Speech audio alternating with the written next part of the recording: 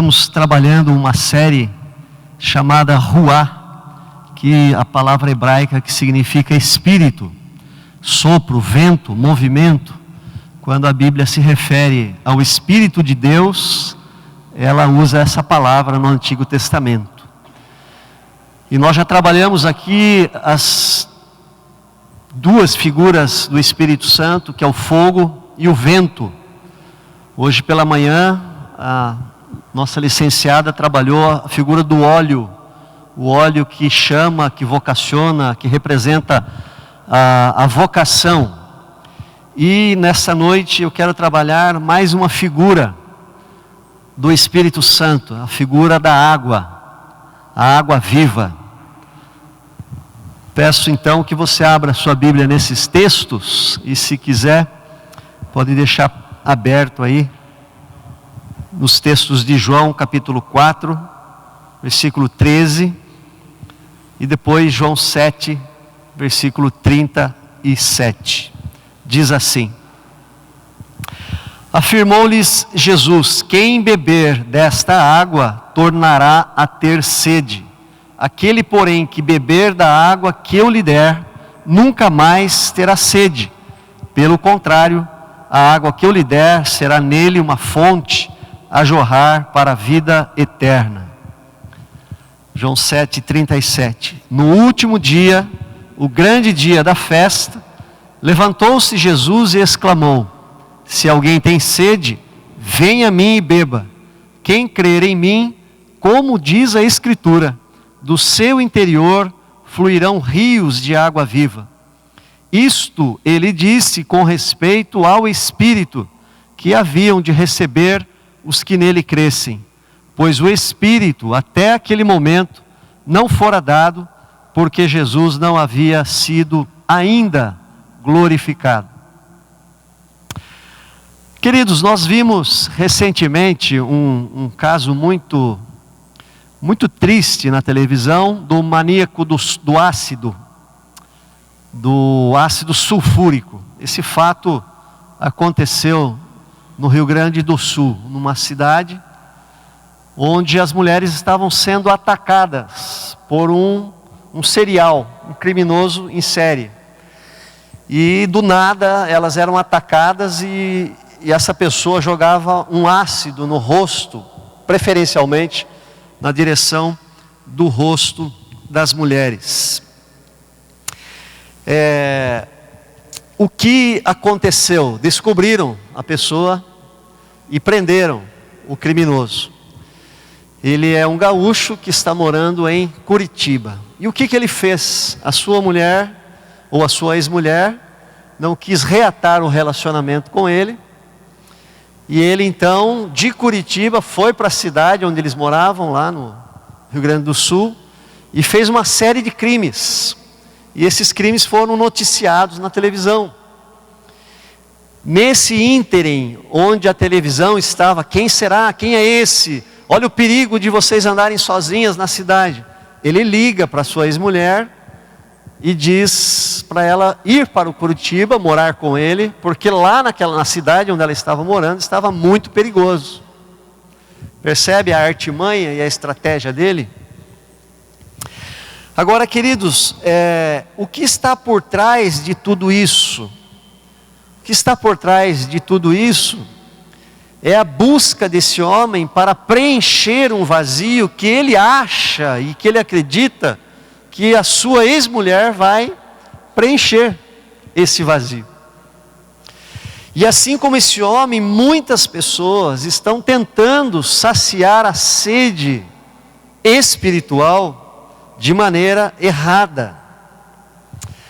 Jesus Cristo afirma aí: quem beber da água que eu lhe der, jamais tornará a ter sede. Ou melhor, quem beber desta água que a mulher estava tirando do poço, a mulher samaritana, tornará a ter sede. Tudo o que o homem, o ser humano, busca para saciar a sua sede espiritual, não preenche. Ele não encontra, não resolve, não preenche. Até mesmo por uma questão lógica. O que ele está buscando para preencher são coisas materiais. E coisas materiais não podem preencher um vazio do coração ou um vazio espiritual. Mas as pessoas não sabem. E as pessoas não entendem. O que elas não entendem é que esta vida tem uma dimensão tripartite. Nós somos corpo, alma e espírito. Deus nos criou à sua imagem. Deus nos criou à sua semelhança. Nós somos seres espirituais. E a grande maioria das pessoas está correndo atrás de coisas terrenas, coisas materiais. A mulher samaritana estava correndo atrás da água do poço. Aquela água composta por 2 moléculas de hidrogênio e uma de oxigênio, H2O. A sua vida interior, a vida daquela mulher estava arrebentada. O seu mundo interior estava completamente bagunçado. Eu quero crer, apenas uma suposição minha, o texto não diz, mas aquela mulher deveria ser uma linda mulher. E por que podemos supor isto? Porque ela já havia tido 5 maridos. Ela já havia tido 5 relacionamentos. Eu, na minha humilde opinião, acredito que se ela fosse feia, ela não conseguiria ter tido 5 relacionamentos. Não é 5 casos, 5 relacionamentos. Ela não teria conseguido essa proeza. Mas o seu mundo interior, a sua psique, a sua alma, bagunçava as suas atitudes, seu jeito de ser, o seu jeito de viver.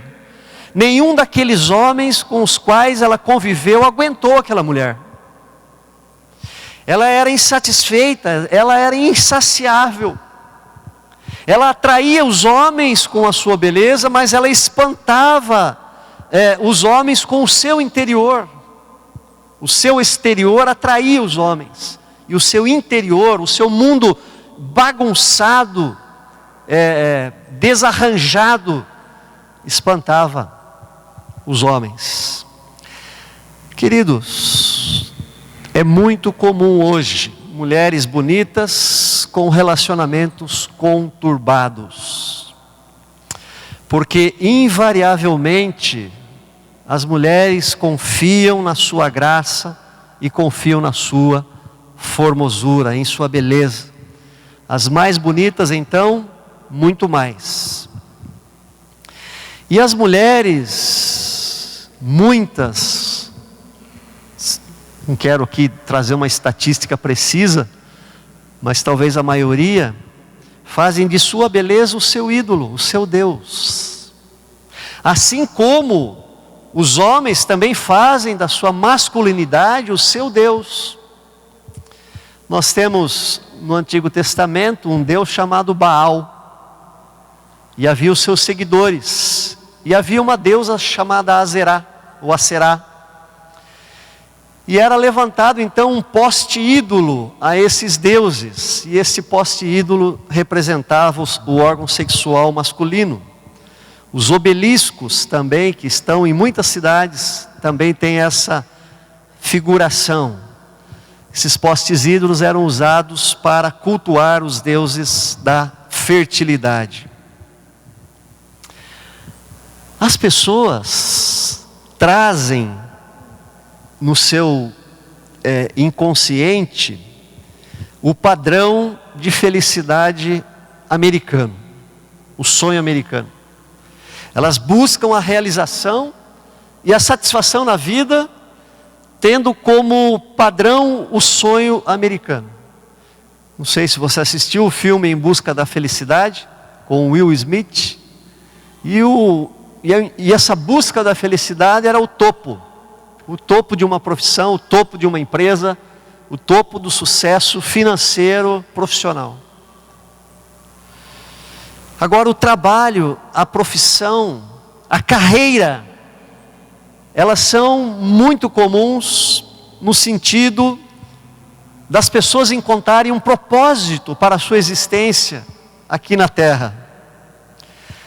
E por um tempo elas encontram, mas por um tempo, porque com o passar da idade, com a chegada da idade, quando chega o tempo de não poder mais desfrutar dessas coisas que a profissão e o dinheiro nos dá, as pessoas vão entender que tudo foi como correr atrás do vento, se elas colocaram as suas fichas nessas coisas. Jesus foi enfático ao dizer para aquela mulher que ao beber daquela água, ela tornaria a ter sede. E é assim mesmo. Se nós não nos preenchermos do próprio Deus que nos criou, nada, absolutamente nada, nos satisfaz, mesmo que tenhamos muitas coisas, mesmo que cheguemos ao topo.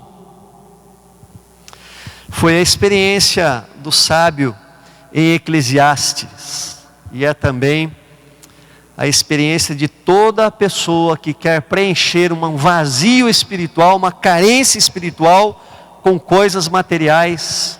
Não dá, não preenche.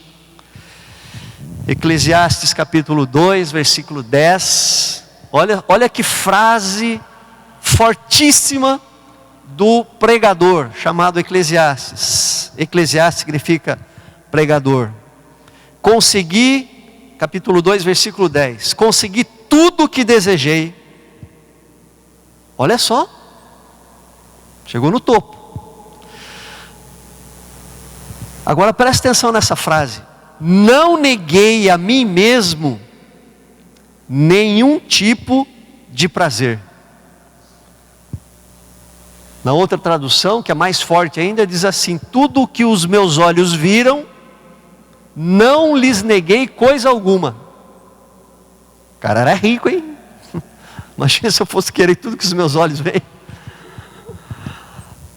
Eu me sentia feliz com o meu trabalho, e essa era a minha recompensa, mas quando pensei em todas as coisas que havia feito, e no trabalho que tinha tido para conseguir fazê-las, compreendi que tudo era ilusão, não tinha nenhum proveito, era como se eu estivesse correndo atrás do vento.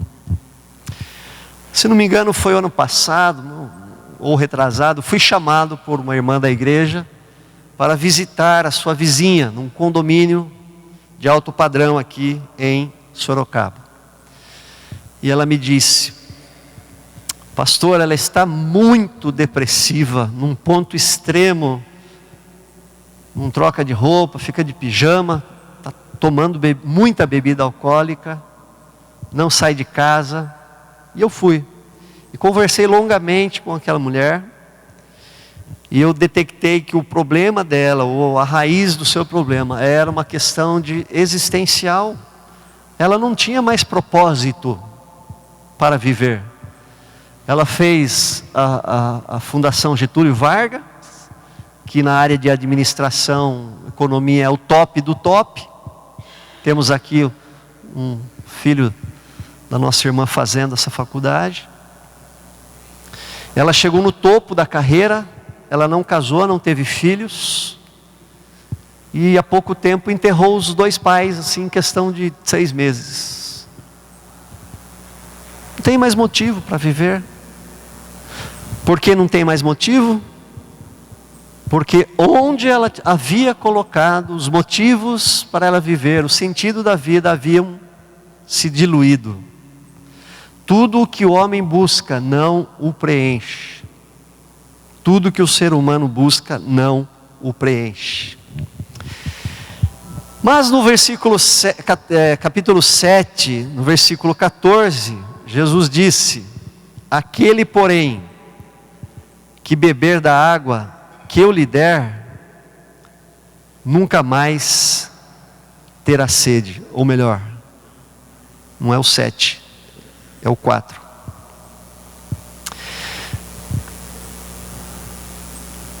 Ele responde à mulher: se você beber dessa água, você tornará a ter sede, mas se você beber da água que eu lhe der, nunca mais você terá sede. Jesus sacia a sede da alma. Jesus nos dá desta água viva. E quando Jesus usa a expressão viva ou água viva, Jesus está fazendo uma alusão àquela água que vem das profundezas da terra. Aquela água que nasce no meio das pedras, filtrada, purificada, cristalina. Não aquela água da superfície, que já está suja ou está contaminada. E esta água, amados, é o Espírito, o Ruá de Deus. Quando Jesus nos batiza com o Espírito Santo, quando Jesus nos sela com o Espírito Santo, Ele nos enche e nos preenche com o Espírito Santo. O Espírito é a água viva que desce do trono de Deus, é Ele que sacia a nossa sede espiritual, porque Ele é a presença gloriosa de Deus em nossa alma.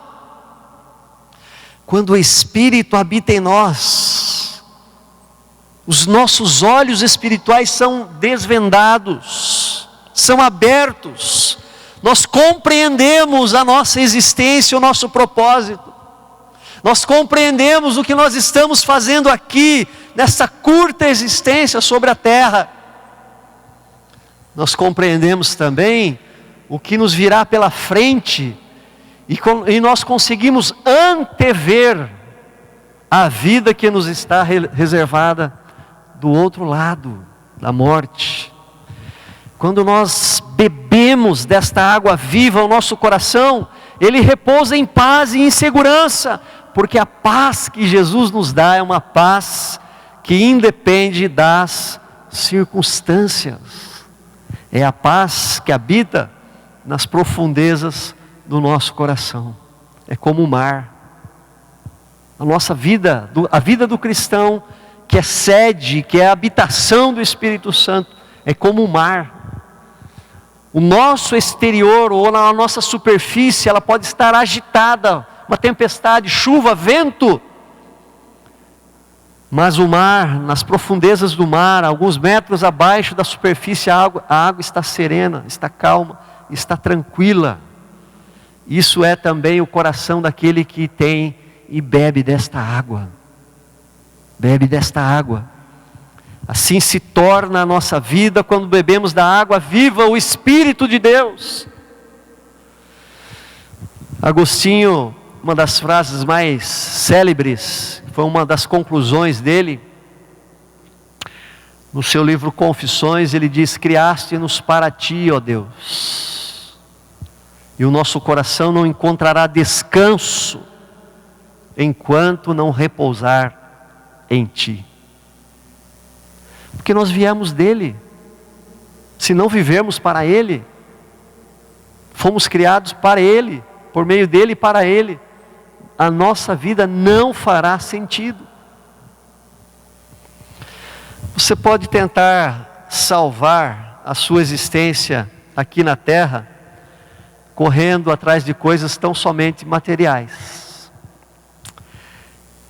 As coisas materiais são falsos deuses, e elas te iludem, elas nos iludem. E quando nós as conseguimos, nós descobrimos que elas não preencheram o nosso vazio.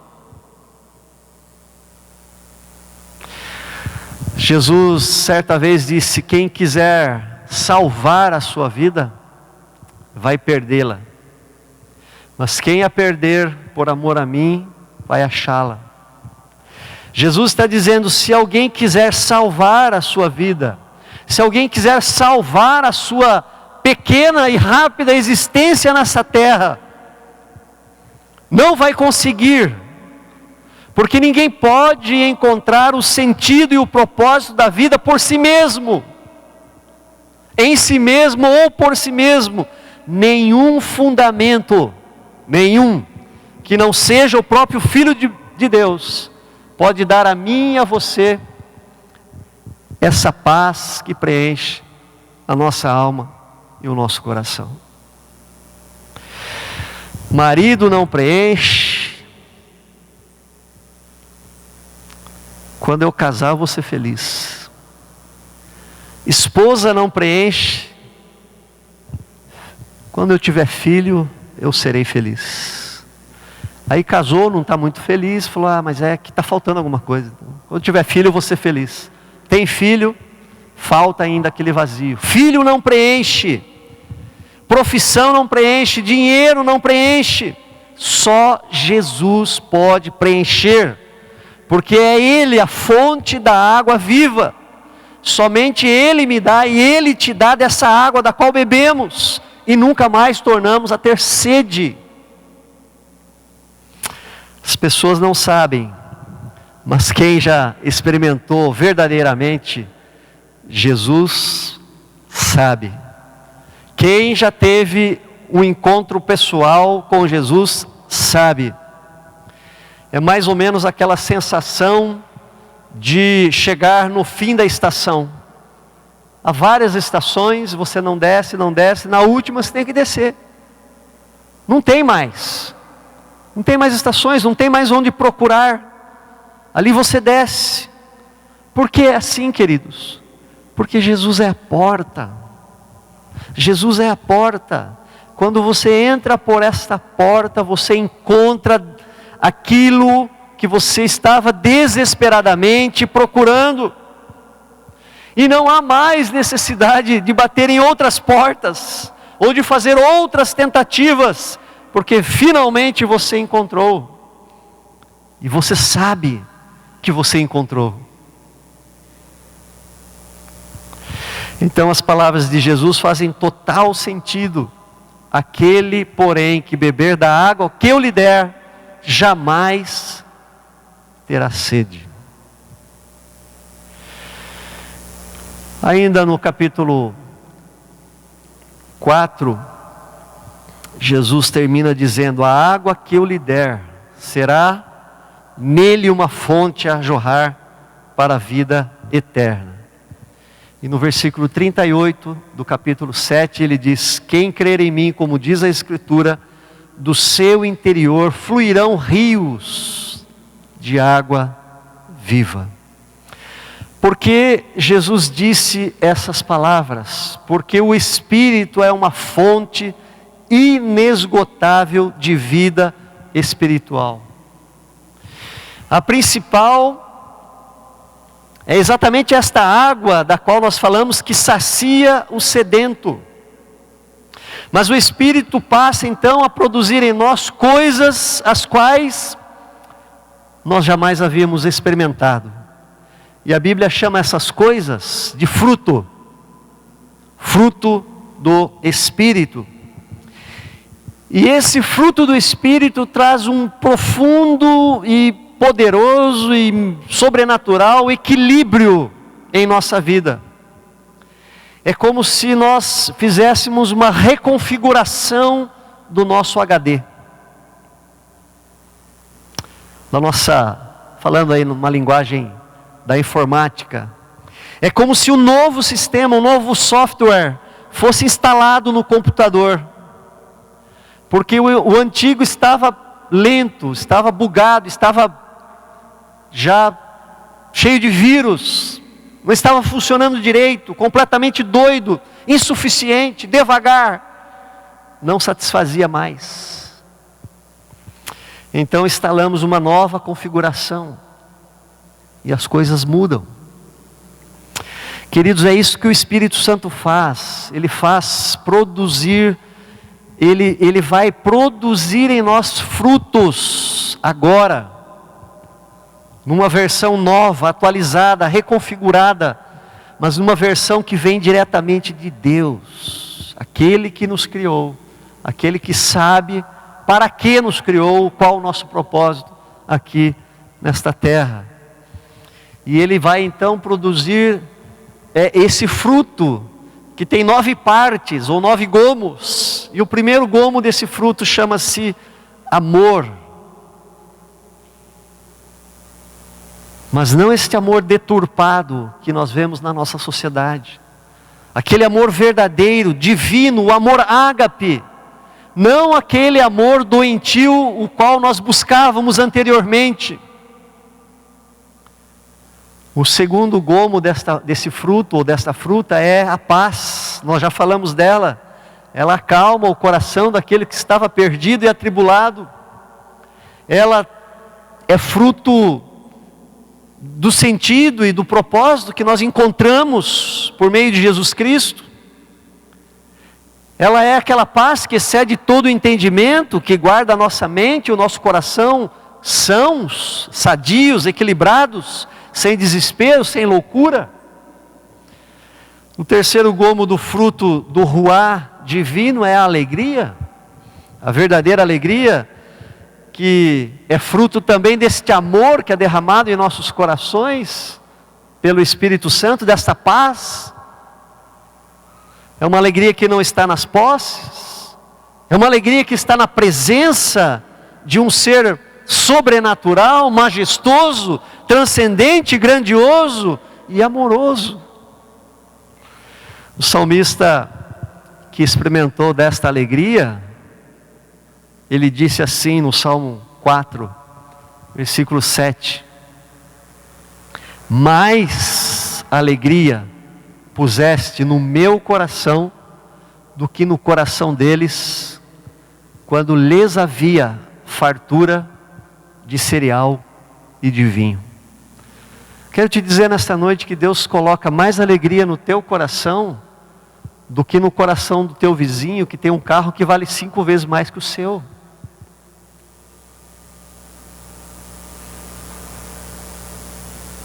Essa é a promessa da palavra.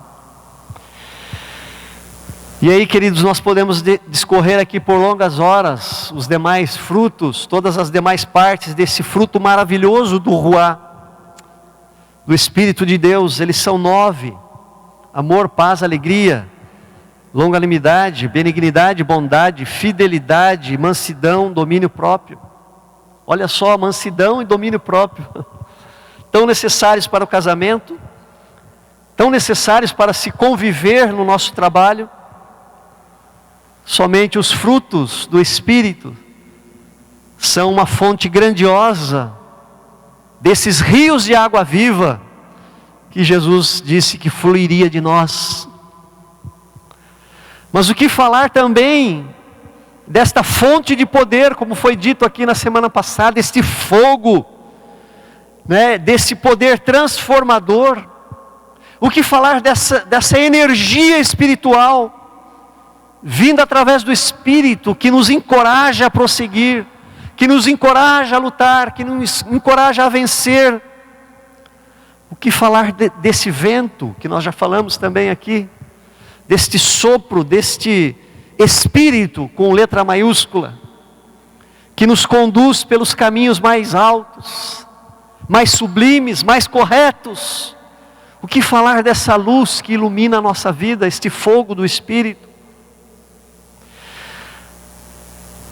Queridos, eu tenho falado aqui, e volto a repetir e volto a insistir: o Espírito Santo é a maior bênção que Jesus Cristo deixou para você, deixou para nós, para a igreja. E eu quero pedir perdão a Deus aqui por reduzir o Espírito Santo a esta palavra, bênção. Ele é muito mais do que isso. Mas o que eu quero dizer é dessa grandeza, desta maravilha, que nós podemos experimentar, nós podemos usufruir, ainda aqui nessa existência terrena. Nós podemos experimentar dessa presença, desse fluir do Espírito em nós. Nós precisamos desejá-lo. Eu falava aqui esses dias, Ele não é menor nem maior que Deus. Ele não é menor nem maior que Cristo.